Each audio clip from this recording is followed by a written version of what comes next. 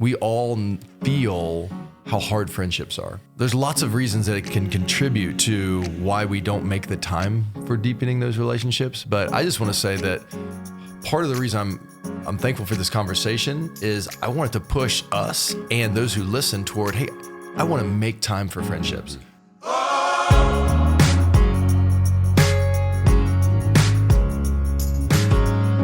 Welcome back to The Everyday Pastor, a podcast from the Gospel Coalition on the Nuts and Bolts of Ministry. I'm Matt Smethurst.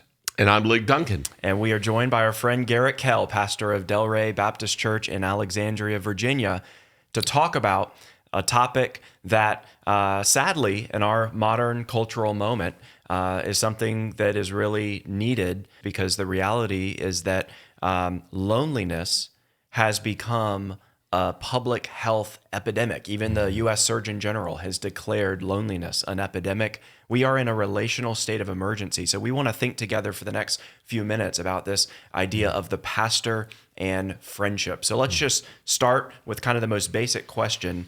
Garrett, why is it so important for a pastor to have friends? Yeah, I mean, you talked about what's happening in our culture. Obviously, we're more connected than ever, but more lonely. Yeah. You know, a lot of texting, or just there's a distance there that's strange. But I think for pastors uniquely, ministry can be a very isolating endeavor, right? So we're studying a lot. That's often done by ourselves. We are leadership by nature. I mean, though we would hope to have a plurality of elders, leadership can be lonely. You're having to kind of be a step ahead and all of that kind of stuff. There's things as a pastor that I know about a lot of people that I can't talk about to lots of people. So I'm the steward of a lot of souls' secrets, and many of those nobody else knows, right? So there's a sense in which you feel very alone, which hopefully pushes you toward the Lord. But friendship is a gift from God that enters into those dark places and says, hey, you know what? I care about you. And there's something that happens when we're together that warms my heart, and as a friend of mine would say, strengthens my spine in Jesus, that helps me to have some courage to keep trusting, keep going. I think we need somebody that we can cry with, that we can just be like, this is really hard. Would you just pray for me, and not worry whether they're going to use it against you or, whatever it may be. Need to be able to have somebody you can just celebrate with, I mean, I love being on a little text thread. Like, you're one of my buddies I could send stuff to, and we can laugh about some stuff that you can't just talk about with everybody. Like, it's to be able to have that. There's it's not a secret thing, but there's something that you share that's not for everybody that makes it special, right? And I think friendship is a lot of those things mixed together as a good gift from God that we all need. Mm-hmm. What would you add, Lig, just about the importance of friendships for a pastor? Well, a testimony first, in just that the Lord has been so kind to put really good friends in my life, and really good Christian friends, and really good pastor friends in my life. And so I do know a lot of pastors that don't have those kinds of friendships. Sometimes it's because they don't seek them as much as they ought to, and they have their own reasons for pulling back in and having a hard time trusting other brothers in the ministry. Sometimes it's because they're in ministerial situations geographically that makes it hard for them to have friendships. But the Lord has blessed me with those, and that has been one of the great happinesses of my life. And as Garrett just said, I like to be around people that are better than I am. And I have. Is that why you're hanging out with us? Absolutely, Matt. Okay. You lost today. Sorry about that. We already did an episode on the humble pastor. This is not. I can point to things in my circle of pastoral friendships where I see things in a man. I wish I could be more like that. I wish not in a jealous way, but in an appreciative way. I have a friend who is maybe the best personal evangelist that I've ever met. It just encourages me to watch him share the gospel. And I think, I do learn things from him, and I try to implement them in my life, but I'm not nearly as good at it as he is. And that doesn't discourage me. It encourages me. Thank God that there's somebody like that out there. And I have friends that are a lot smarter than I am, and they do amazing scholarly things, and I learn from that and benefit from that. That does not discourage me. It makes me happy. So I love to be around people that have gifts that I don't have, that are serving the Lord in ways that I've not been as effective. I have a lot of friends who have seen more conversions in ministry. If I have had to name my top 5 regrets in ministry, it would be, I'm not sure I've been used as much as I would have liked to have been used to see people come to faith in Christ. But I have friends, man, have they been used in that way. And that encourages me. So at one level, it's just great to be with other friends that have gifts and graces in their life and that have been displayed in their ministries in ways that I've not had it in my own. But just that we're made for friendship and communion. God made us that way. And it is not a gift to be taken for granted. And it's not something that anybody can go without. All of us need to have friends. We're made that way. And even if you're a pastor and you kind of feel off by yourself and you're a little afraid to step out into friendships, I'd encourage you to seek that. That's something we all ought to seek. My favorite biography of Augustine is Peter Brown's biography, just called Augustine of Hippo. And he has a whole chapter on Augustine's friendships. It begins with the sentence, Augustine will always have friends. And then he tells the stories of his friendships. And you can see the way that Augustine delights in those friendships. And you can see what it did for his life. And I crave that for every pastor. Yeah. You know, you can't dictate how many you're going to have, but Lord, give me a few friends that I can walk through life with. And in the Four Loves, C.S. Lewis talks about how the ancients viewed, of all the kinds of loves, the ancients viewed friendship love as the most noble form of love, because the other kinds of loves kind of force themselves on you. So you think of family love, that comes with an instinctual sense of obligation.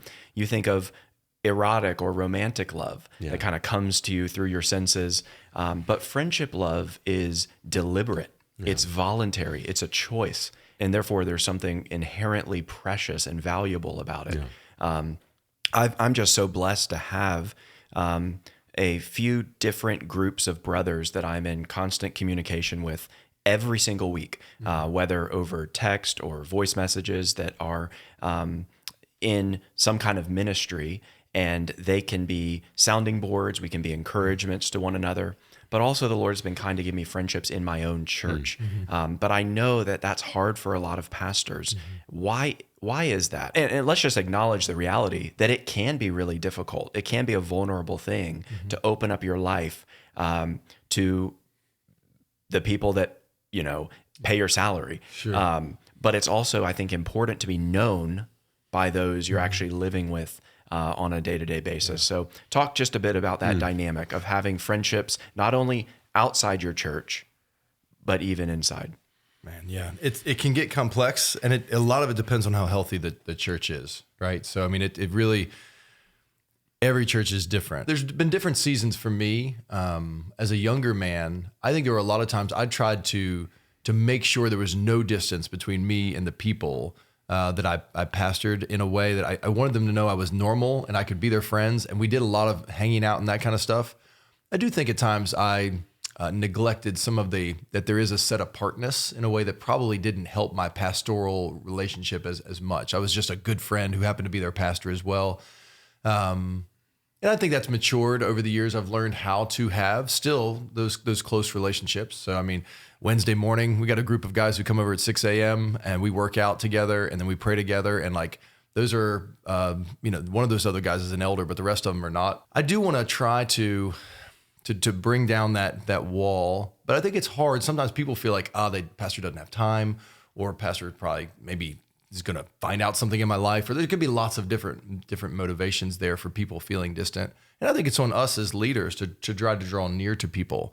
The shepherd should come near to the sheep. This is, I think, one of the reasons that hospitality is a qualification of an elder. Open your home, have people in, and I think breaking down those walls is going to be really helpful. I think it's difficult even among like our elders. We have a good, healthy elder board. The brothers are mature, but even then, we all feel how hard friendships are. We read books together regularly, like it'll be on the reading list. So we just finished one in recent history, Made for Friendship by Drew Hunter. All of the brothers talked about how they wept while they read it, because there was a way that he helped us to see the beauty of friendship, the need for it. Even what you were talking about, how different friends bring out different things. Yeah. And we through tears talked about how even the elder board felt different when different guys were gone. Because this brother, remember when he was here and it was different because of this or that. And you could feel it. And I mean, these are all pastors, and we busyness, there's lots of reasons that it can contribute to why we don't make the time for deepening those relationships. But I just want to say that part of the reason I'm thankful for this conversation is I wanted to push us and those who listen toward, hey, I want to make time for friendships. Mm-hmm. I want to build into people. I want to open my life up more because it is a life-giving gift. You just think about David and Jonathan, how much David needed Jonathan. Mm-hmm. Like he loved him. Yeah. He needed him. And we need one another as we're forging these things in the midst of fire often. Mm-hmm. Friendships for you, obviously, you've been in different seasons. So you were a pastor for over 2 decades in different churches. And then since then, of course, I'm sure friendship has looked a bit different in your life. But as you're training the next generation of ministers, what are you wanting to commend to their consideration? What are you wanting them to understand about friendship? Well, let me say this is one area where this new phase that we're in theological education and preparation for the ministry, we need to pause and have some reflection on it, because one of the benefits of residential theological education has been very often men build a circle of friendships that will last for the rest of their lives in that context. Yep. And if you're doing things virtually, it's harder to do that. And so we really try to compensate for that as best as we can. Some people are not doing residential theological education, and more people are not doing formal theological education going into, I'm talking about evangelical ministry in general. And that means they're going to have to be more deliberate about building their networks of pastoral friendships. Mm-hmm. That's one dynamic. Again, I made friendships in seminary that many of them have continued on to be a blessing in my life. Early on, I got to know Mark Dever, and Mark became a person that was constantly pulling other people into my life that would be friends, not as close as I am with Mark, but people that I valued and have enjoyed rubbing shoulders with. We joke and say Mark is human Velcro because he's always bringing people together. And of course, the seminary provides a certain network.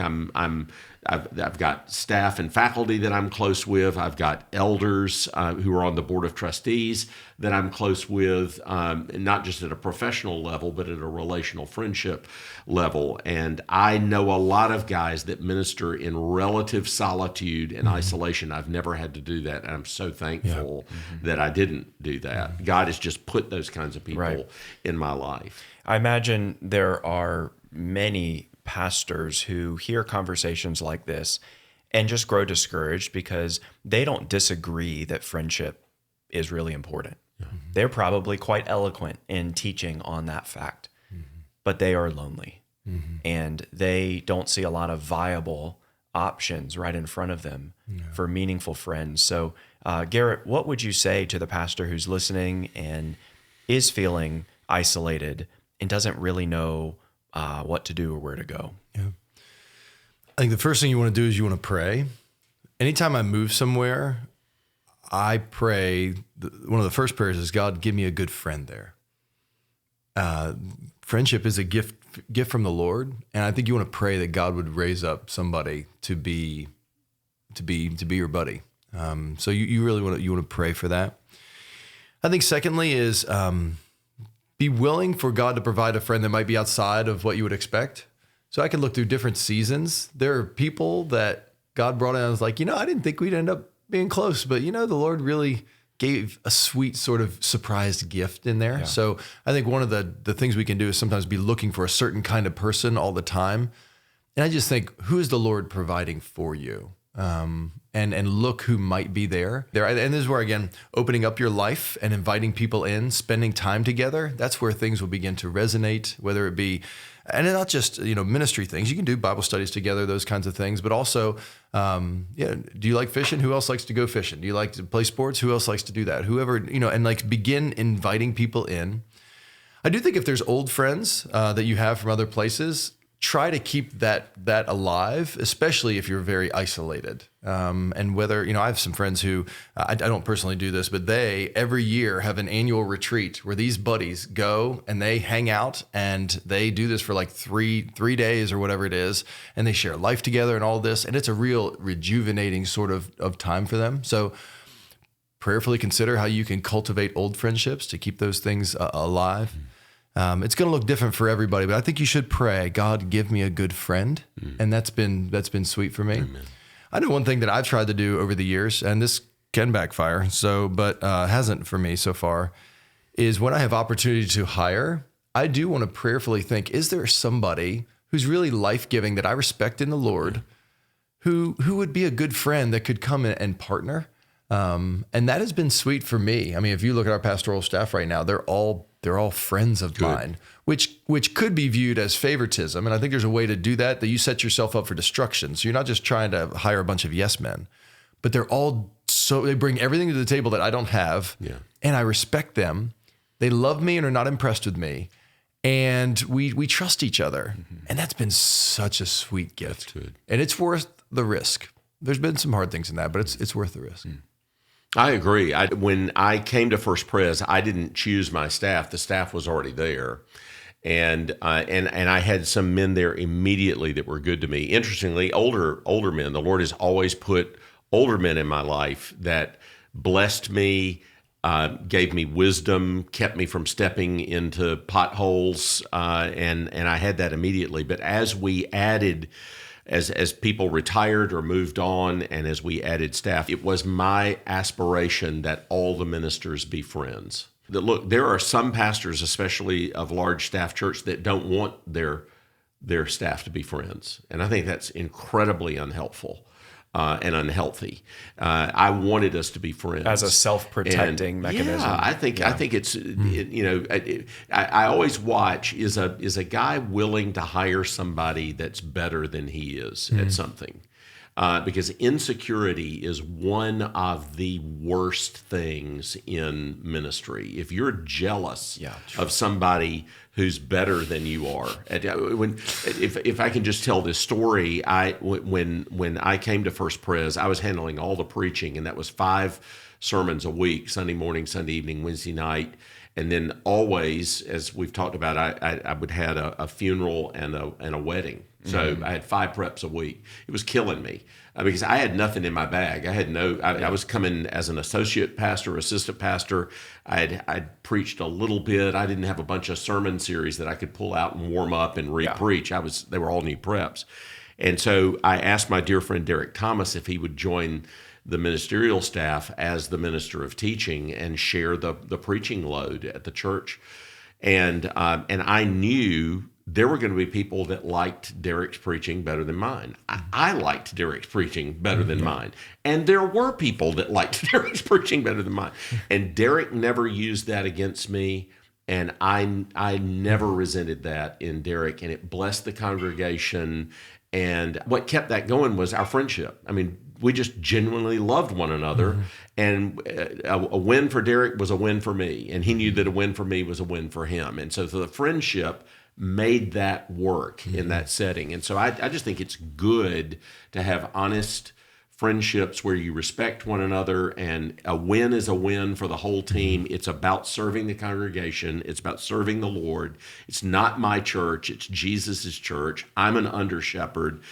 more gifted under shepherds alongside of me is only going to bless my people more. So that friendship dynamic was really good for us. Pastors can look to their elders, they can look to other pastors and even people in their congregation to fill some of those friendship needs. It can be tricky. I saw 4 or 5 young guys in the congregation that I could be friends with and sort of mentor in a discipleship setting, and they became really good friends. 4 of them still to this day walk with me regularly in everything in life. And I knew that, okay, that could create some jealousy. Oh, Ligon's spending more time with X, Y, and Z than he is with me. But my elders understood he's got to have a smaller circle of friends that he gets with. And of course, not neglecting the rest of the congregation or the rest of the elders or officers. But that was really good for me to have some people inside the church that I had those kinds of friendship with, and then pastors outside of the church, as well as the pastors on staff at the church. Yeah. And I think especially when it comes to cultivating friendships with our fellow elders, it can be easy to only talk about work stuff if you're not intentional. So we start every elders meeting by spending a fair bit of time doing personal updates and trying to be open and transparent with one another and praying for one another. And often that's the spiritually sweetest time together. And it kind of launches us into then praying for the sheep and caring for the sheep. But if we don't build that in, it's so easy to just rush to business. Straight to business. So how do you, Garrett, foster those friendships with your fellow leaders in a way where you are getting to know one another, encouraging one another in the Lord, and not just talking about agenda items? Yeah. And I'll say there's different seasons I've done that better than others. First of all, one of the things we do as an elder board I instituted as soon as I got there was an elder retreat. For us, it's turned into a two-night event, which is, I say no to some speaking things or whatever else so that I can say yes to this. It's my favorite thing that I do every year, because we go fishing, we'll go play some basketball, those who are able, we will, just grill out together. We'll talk. It's all personal. And then at the end, we have a little thing called, the rabbit board, where you can write down whatever rabbit trail you think we need to go to at the end. And we'll have a little session for business stuff. But almost the entire thing is, how's your soul? How's your life? All of that. It's the sweetest, most life-giving thing that we do. So we try and build that into the elder board, and that really helps a lot. Outside of that, I've coached basketball and soccer teams with my kids, with other elders and their kids. So we try and rope those things in together. So we're doing normal things together like that. I've gone vacationing with some elders and their families and that kind of stuff. So there's ways that we can bring people along, and you want to create space for that. I think you also you can help lead the elder board with saying, hey guys, not everybody's gonna be able to have the same sort of relationships here. So we don't need to be jealous of one another. Like, there's some brothers on our elder board who they spend time together and they just have a great time. I'm like, man, I wish I could do that. And I think what we need to learn to do in those instances is praise God. When you see something that you're envious of, ask God to help you praise him that they've gotten that good gift and celebrate that. And then you can turn it into a, Lord, help me to be a better friend, and sometimes you can try really hard and it's just not clicking, and whatever you're missing from others, the Lord has to be it for you, and he's intentionally withholding it so that you'll draw near to him and all that kind of stuff. But he will give those sorts of friendships. So any way I can incorporate normal life. I think also elders' wives are very lonely oftentimes as well. So there's ways, like one of the sisters on our elder board, she's not on the elder board, but one of the wives of the brothers they'll have something on nights that we have elder board meetings where the sisters can go over there and hang out. And, there's kids everywhere and it's all kinds of stuff, but they're together. And so we want to try and always be mindful of how can we do more things together outside of the office and talk about just how are you? How's your family? So I think one of the things, talking about how their soul is and how their family is, that can usually fill a whole lot of time. Talk more about the dynamic with elders' wives, and in particular, the lead pastor's wife. Our former multimedia director, Kendra, was recently at a gathering for seminary friends, and she said that basically all the pastors' wives were in tears because of how lonely and challenging friendships have been. You both of you have quite a bit of ministry experience. You've probably encountered this dynamic in seasons with your own wives, but certainly in the lives of other elders and their wives. What wisdom would you commend into the tricky dynamics of a pastor's wife friendship?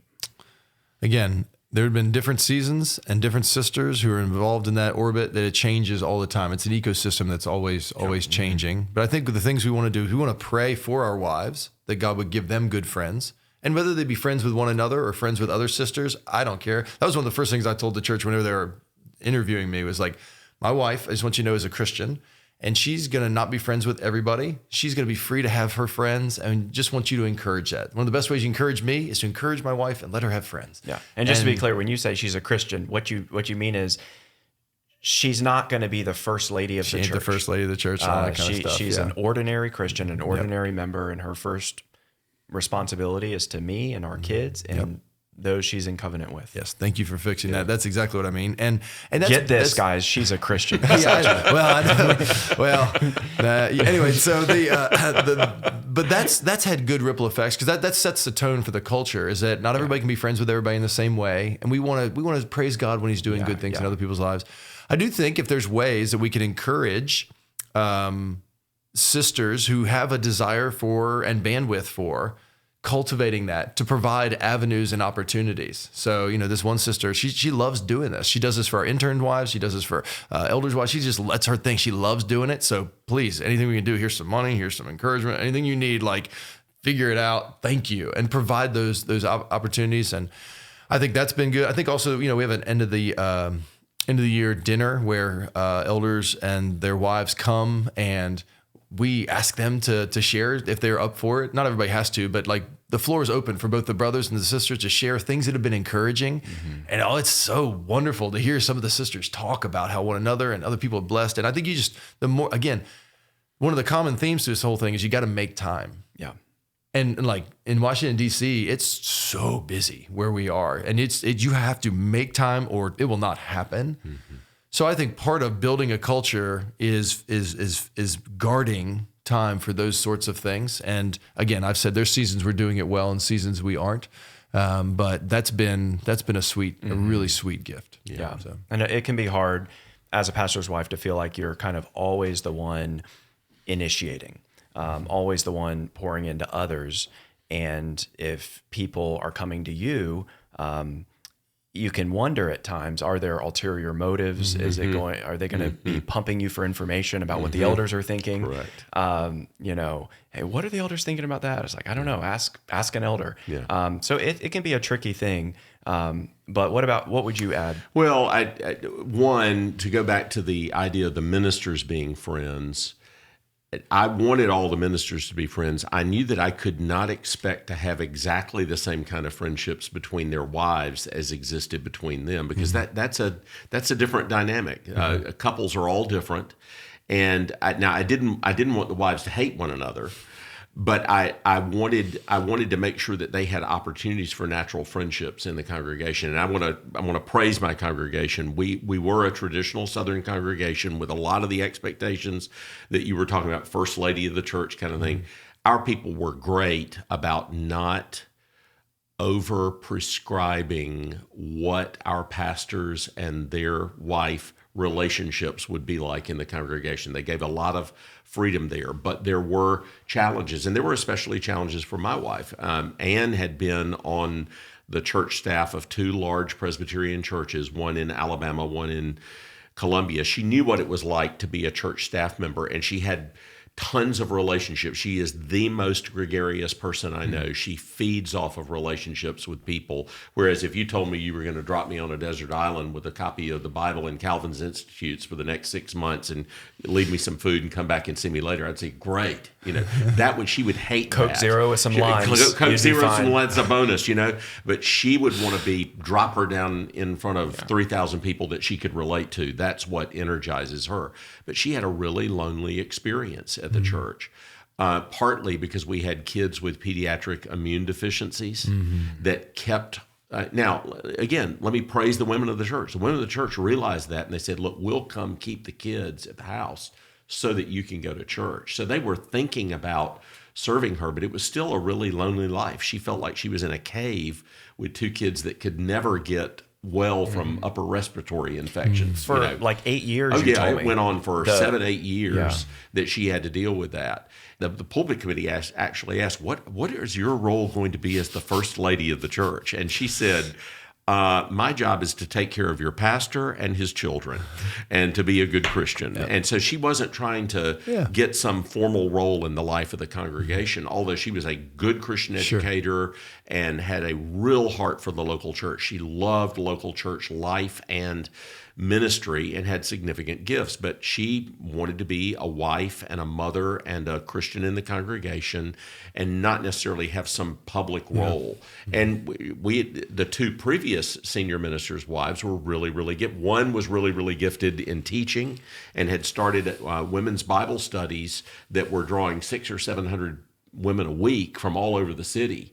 And one who was just amazing at hospitality and at caring for the mothers, especially the young mothers in the congregation. And so they had kind of defined the way that they were going to be a senior minister's wife. And so that was kind of set for Anne. And Anne was in a different stage of life with little kids. They had not had a senior minister's wife with little children at home in like over 125 years in the history of the church. All of the ministers, their families were grown by the time they came for the memory of everybody that was alive in the church. And so we just had a different dynamic going on. Right. So I do think you have to pay attention to dynamics that are going to face wives of elders and pastors that the elders and pastors themselves don't experience. I mean, here I was, my wife was more people person than me. I had all the people person interaction that you could ever want for and more, and she was lonely. And that's you just got to keep an eye on those kinds of dynamics. It was a lot easier for me to make friends in that setting than it was for her, even though she's a lot better at making friends than I am. The Lord just provided for me, and it was challenging for her. You know, one of the things when we think about friendships, there's real risk in being vulnerable and being tight-knit with others, because sometimes friendships, they do go south. There's differences of opinion. There's lots of different things. I know I've had that in my life. Lig, I mean, you know, Together for the Gospel, one of the things that made it so sweet was that it was forged out of friendships. There were people on the stage sharing in life and ministry that loved one another a lot. Yeah. And I just wonder if you'd be willing to comment about the pain of those sorts of things when there's fractures and what's that been like for you personally? Yeah, one thing to recognize about that is friendships that are in the public eye face some challenges in the perseverance of those friendships that private friendships don't. And so when you have friendships with other people that are visible in the public, certain things can come along that can be interrupting to that. I still personally love everybody that was involved at T4G. My relationships have been affected significantly by the things that have happened over time. And I think probably Mark and Kevin have been the two guys that have done the best job of staying connected with everybody since T4G came to an end. But it was very painful to lose the regular fellowship that we were enjoying. My favorite part of T4G was not the conference. It was getting together at the meeting in Louisville with just the guys that were speaking and asking one another questions like we've been talking about, asking about our lives, asking about our local church ministry, asking about our what's going on in your heart, how's your wife doing, how are your children doing. That was an incredible blessing, some of the most memorable things in my life. Even though when that was happening, Garrett, I never thought this is going to go on forever. I thought, don't take this for granted. This is probably not, and partly that was the age spans, right? You had some guys, okay, they're going to age out of this. Maybe I'm going to age out of this. Kevin's going to outlive all of us. That sort of thing. So I never took it for granted. But the issues that led to T4G eventually saying, okay, it's time to bring this to a close. that definitely had an impact on our friendships. Now, I think that can also happen in other places. So I've mentioned Derek Thomas. Derek and I got together every week for 12 years. I knew eventually he was going to get called to another church, and I knew that time was going to come to an end. Now, our friendship has continued at a distance, but it's not the same when you're getting together in person every week for a meal. And so all of us, I think, have to recognize there are going to be seasons of friendships. There are going to be some friends that walk with us until we cross the finish line. Yeah. There are going to be others who walk with us for a certain season, and then it's going to be over. One thing I always said is don't take it for granted. Yeah. And then, yes, you have regret. I mean, I look back and say, are there things that I could have done differently that would have helped the fellowship stay together longer? Sure. That is one of those are regrets that I'll take to the grave. Well, brother, thank you for sharing that. And I just want you to know it helped me to be hopeful for friends. Yeah. And knowing that, out of the public eye, you guys still have warm affection for one another is a sweet gift. But I appreciate you sharing that. Absolutely. Yeah. In terms of just ways, as we kind of wrap up this episode, ways that we can teach our church members to think about friendship, even among one another and in their own lives. When you all teach on this topic, what are some of the main notes you're wanting to sound? I think you got to make time for it. Secondly, you've got to be vulnerable. This is one of the, I think, threats to a lot of people is like, if I have people who are close to me, they're going to know what's going on. But as Christians, especially as Christian pastors, we know we need people in our lives who know the deepest part of us to walk with us through really hard things. One of my quotes that I love from that book that I mentioned, Made for Friendship, from Drew Hunter, he says, the world is full of sorrow because it's full of sin. It's a dark place. It's a lonely place. It's a disappointing place. The brightest sunbeam in it is a friend. Friendship halves our troubles and doubles our joys. And I just think, painting that picture of, listen, the American culture teaches you to be by yourself and be strong. You're an individual, but God's made you for one another. So the gospel says, stop trying to impress people. Stop trying to one up one. Don't envy one another.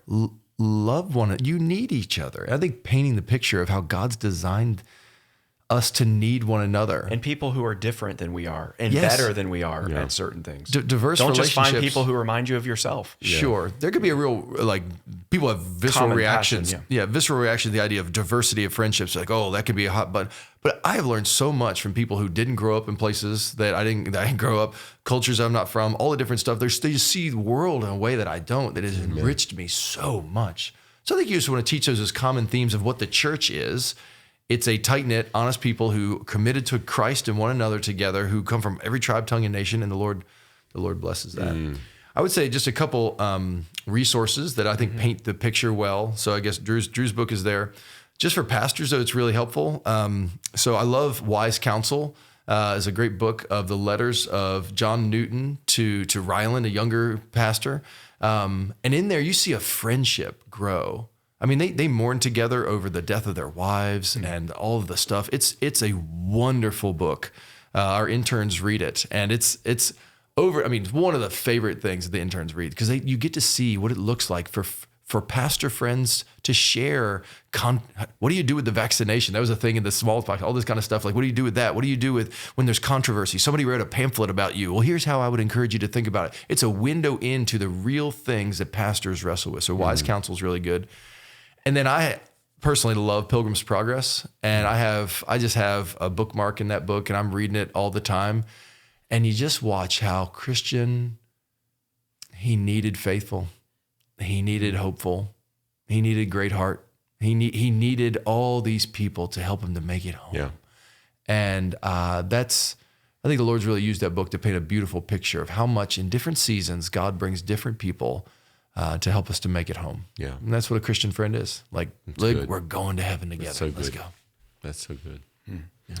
I love this quote from C.S. Lewis from what I referenced earlier from the Four Loves. He writes, "In friendship, we think we have chosen our peers. In reality, a few years difference in the date of our births, a few more miles between certain houses, the choice of one university instead of another, the accident of a topic being raised or not raised at a first meeting, any of these chances might have kept us apart. But for a Christian, there are, strictly speaking, no chances. A secret master of the ceremonies has been at work. Christ, who said to the disciples, "You have not chosen me, but I have chosen you," can truly say to every group of Christian friends, "You have not chosen one another, but I have chosen you for one another." The friendship is not a reward for our discriminating and good taste in finding one another out. It is the instrument by which God reveals to each of us the beauties of others. At this feast, it is He who has spread the board, and it is He who has chosen the guests. Amen. Amen. We hope this episode of The Everyday Pastor has been an encouragement to you, and we hope that you will find faithful friends in the work of ministry, and that you'll share this episode with other pastors so that we can help them find fresh joy in this good work.